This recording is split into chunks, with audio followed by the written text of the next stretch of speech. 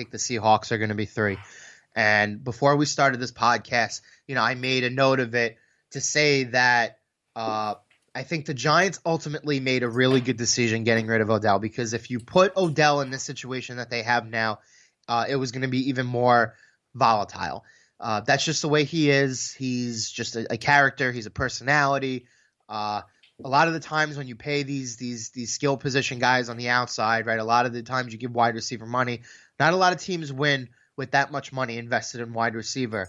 However, there are teams that are the exceptions, right? And all the teams that I have just named have a much more stable internal situation going on where they always take a chance on these guys. And we saw it last year with the Patriots with Antonio Brown. And, ultimately AB just decided to be, continue to do stuff where a lot of people thought he was entirely a head case, right? I don't think Beckham is nearly as much of a head case as what we saw in the offseason last year from Antonio Brown, but I could see the Patriots being involved in this.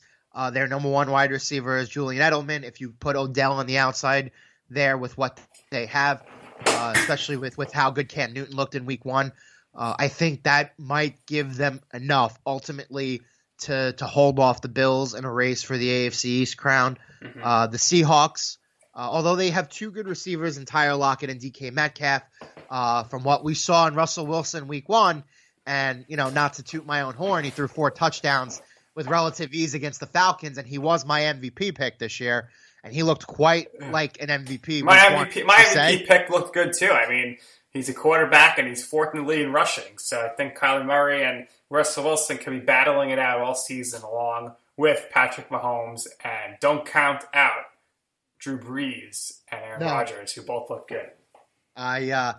So I think we've seen the Seahawks notoriously known for going out and making trades that Josh they think Gordon help their roster immediately. Right? So I think he's, especially with that situation with Russ Wilson and Pete Carroll, I think they would welcome him with open arms.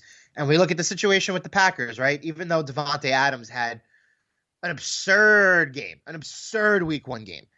He's not going to catch double-digit passes every single week. And from what we've seen from the Vikings, they still only have him as a really truthfully reliable pass catcher. Giving a second guy to Aaron Rodgers at this stage of his career would be such a significant improvement, right? And I think the other team that I think will be in the mix for him, I think, is the San Francisco 49ers, simply because what we saw last year, I would say they caught a lot of teams off guard with just how good and how strong they were. I think a lot of what they did last year is not necessarily sustainable over the course of a year-to-year thing. We saw them have a good day Sunday, and even then, they played a good game, and it wasn't enough, and the Cardinals were able to hold on for the win, right? They've been connected to receivers over the course of the last couple of years. Remember, they got Emmanuel Sanders down the stretch last season. They have been connected to other receivers, all the receivers that we've seen kind of being in trade talks over the last couple of years. So it wouldn't shock me if they made a move either. But again, all these teams have one thing in common. They have a good GM in place. They have at least a good head coach in place.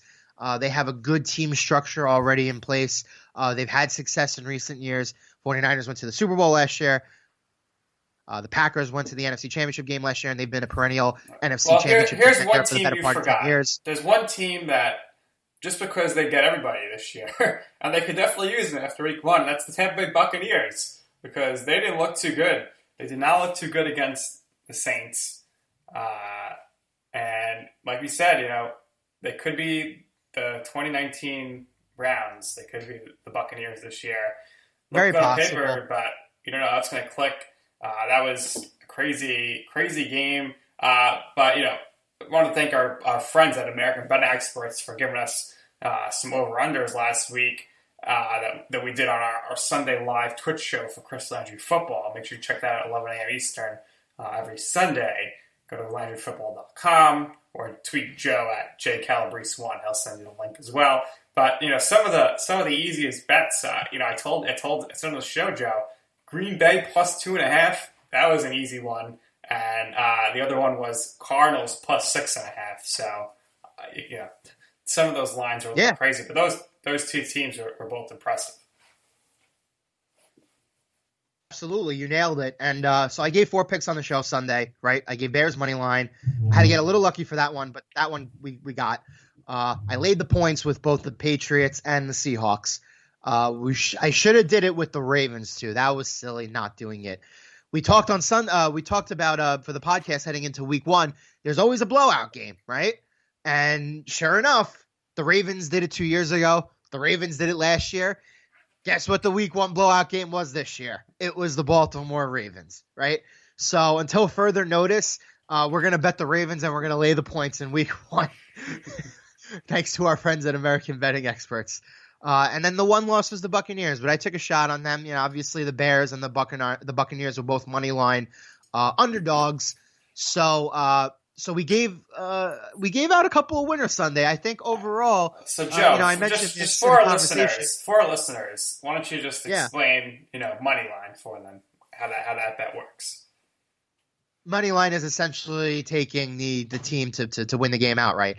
Right. Obviously, all these places, these different websites, bookmakers, whatever, right? They give you points in the spread, so you could use the spread to bet on. Money line is just taking the bet, straight up, right? So I took the Bears basically straight up to win the game.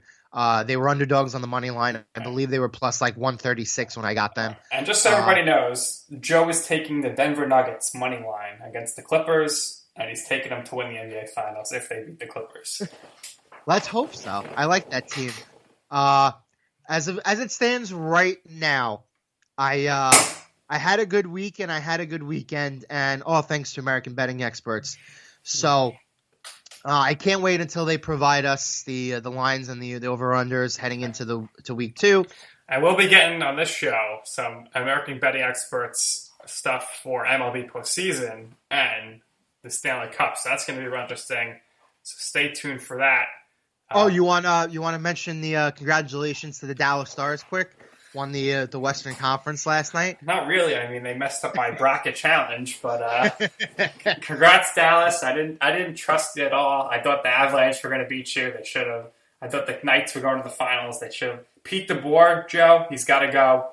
He's the reason why they lost. They should have never Absolutely. They should never fired their original coach. But you know what? Mike Babcock's coming in. He'll right the ship. I'm picking the Knights to be against the Rangers in the Stanley Cup next year. You just love Vegas. You love that team.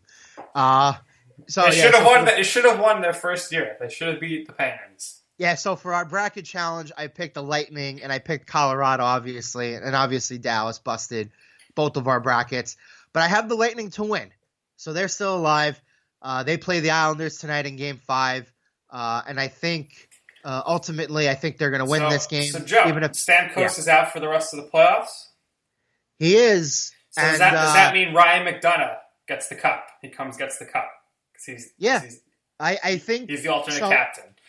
Among the 2 players that are left that I want to win the Stanley Cup most are Ryan McDonough and Joe Pavelski. And obviously, so they're going to be saying alternate captain Ryan McDonough, come get the cup because Stamkos is the captain. No, I think Victor Hedman will get the cup, and if that's the case, because he's obviously one of their tenured core guys. Do you think the Rangers finally name a captain this offseason? I think so. I think again, we go back and forth on this. It's either going to be Mika or Kreids. It's going to be one of those 2 guys. Those 2 guys. Maybe they wait 3 years for Lafreniere to be the captain. Nah. I mean, we'll see. I'd have Kreider to be the captain. We'll see how it goes. But I think Mika or Kreids has done more than enough over the course of the last year or so to earn the C. Kreider just got the new 6-year contract. Mika is everybody's pick. Obviously, he's one of the more underrated leaders, I think, in the NHL. So, I mean, definitively, those are the 2 guys who lead this franchise, right? Eric Staal. Yeah. He's gone. He's done. I mean, I just want to end with this. I want to give a big congratulations to arguably the best hitter in Joe and I's lifetime, Albert Pujols, for passing Willie Mays in the all-time home run list. People give the Angels crap for signing him to a big deal. If you look at Pujols' numbers in Los Angeles, take away his name and take away the money, he's excellent. Okay, so kudos to Alex Pujols, Joe. Him and Ichiro, they came in at the same year, and what a treat it was for us to watch both of them as baseball fans. Yeah, Ichiro is somebody who I admire a lot. Again, 4,000 professional hits over the course of his tenure in the United States and Japan. Right. The only thing that he did bad in his career was play for the Yankees, but he really had no choice. He was good for his brief amount of time when he was a Yankee. But yeah, no, congrats to Pujols. We got to see a lot of great hitters growing up. A lot of great hitters. And that obviously that includes your guy A-Rod, who unfortunately, to bring this back all for full circle, will not be the new owner with J-Lo of the New York Mets.